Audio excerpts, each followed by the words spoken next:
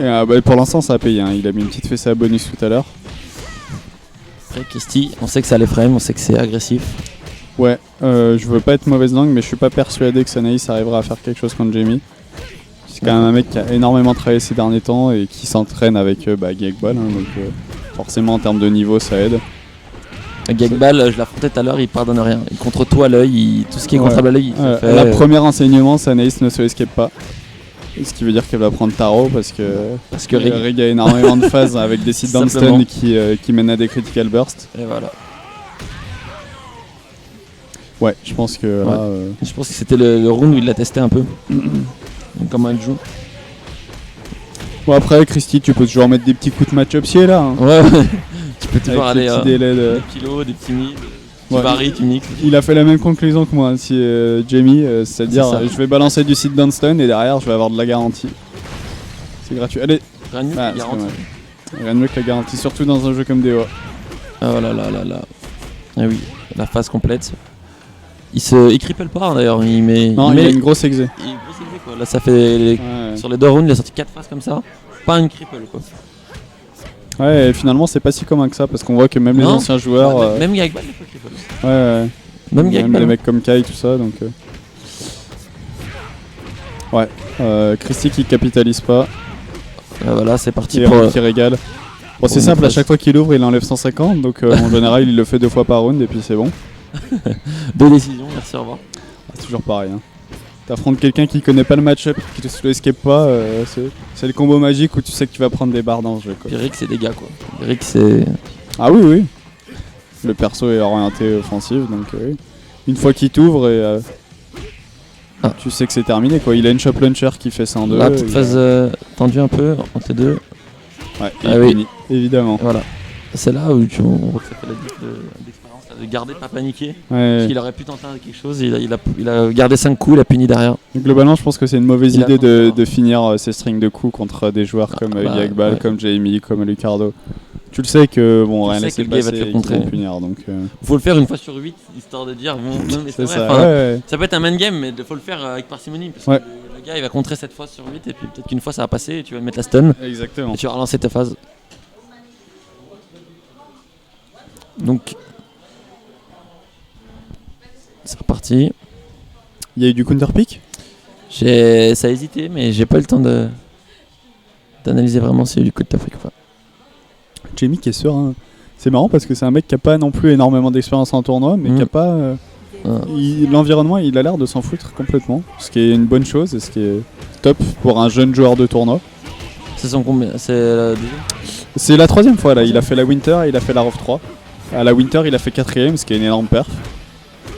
Oui, donc. Parce qu'il était derrière des mecs Jesse, Gagball et Kai. D'ailleurs, Jesse, il est où? Jesse a pas pu venir malheureusement. Il manque Jesse. Et c'est assez triste parce que, juste pour rappel, c'est le seul joueur français qui a réussi à déboîter Gagball en tournoi officiel. Oui, c'est pour ça qu'il manque. Et c'est Jesse est la raison pour laquelle Gagball a arrêté de jouer Genfu. Donc quand même, à un moment donné, ça pose un personnage. Puis Jesse est le meilleur zoner. Ouais, bah... le meilleur zoner jamais vu. Ah oui. En Europe, c'est une certitude, il n'y a pas meilleur que lui. Mais ça, on sent que c'est un mec qui a une grosse expérience de Tekken, parce que Tekken c'est un jeu où le zoning est quand même plus important que le Dora Live. Puis c'est surtout un jeu carré, Jesse. Il fait pas de grosses erreurs. Il attend les autres. Il est très carré. Et voilà, ça paye. Très bon en punition. Oui, c'est ça. Bon, on va se recentrer sur ce match-là. Mais oui, mais est-ce qu'il reste des choses à dire? C'est vrai que c'est compliqué. Est-ce qu'il reste vraiment des choses à dire? Il défend bien et dès qu'il ouvre, il met 150. Si tu veux, Jamie ne s'assouplit aucunement.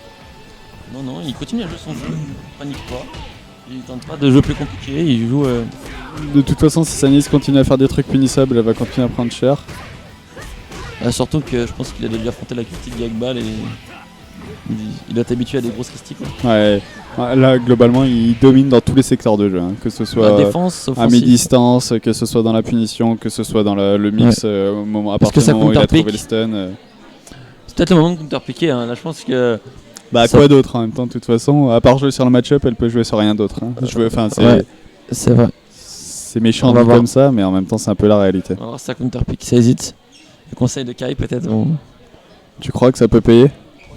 Je sais pas. S'il prend la manette, peut-être. Ouais, je pense que Jamie est trop en confiance pour que quelque chose puisse payer en fait. Ça ressort Christie. Allez, moi j'y crois. J'ai envie d'encourager Sanaïs. Moi aussi. France vs Hollande.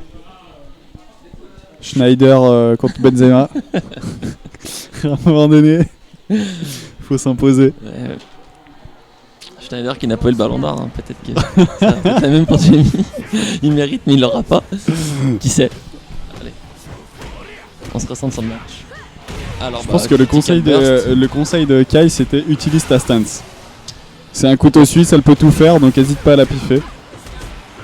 Bon, globalement. Là, par contre, le problème, c'est la. Oh là là, oh le téléchargement. Là, oui, là, ça a été. Ah, c'est malheureux.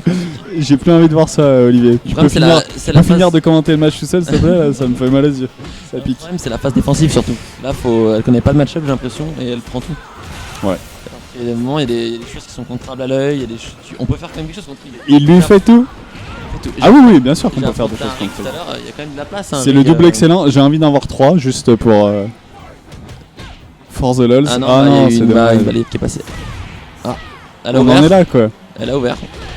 On se fait dominer par les Hollandais, c'est l'invasion. Ça met 100 là. Belle phase, mais c'est la défense. Faut, elle prend les phases complètes à chaque fois. Elle prend cher, c'est ça que t'as envie de dire?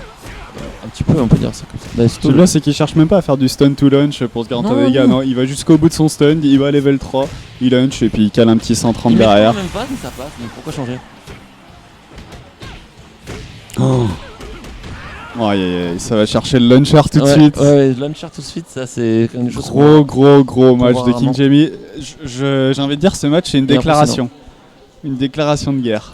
Ouais, il est très impressionnant. Bon, et bah.